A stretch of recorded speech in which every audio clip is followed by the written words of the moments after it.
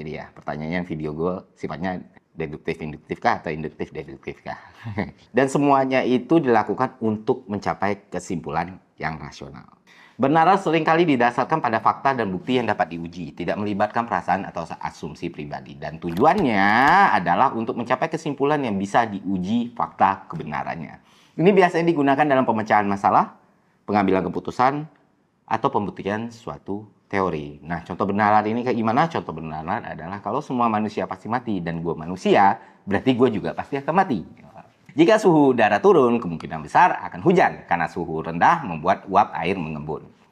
Nah, itu contoh paling sederhana dari bernalar itu sendiri. Jadi simpelnya yang mau gue kasih tahu ke teman-teman adalah berpikir merupakan aktivitas mental yang umum dan bisa terjadi tanpa struktur tertentu. Itu bisa berupa apapun termasuk refleksi pribadi, fantasi, atau ingatan. Sedangkan bernalar adalah proses berpikir yang lebih spesifik yang menggunakan logika untuk mencapai kesimpulan atau memecahkan masalah secara sistematis.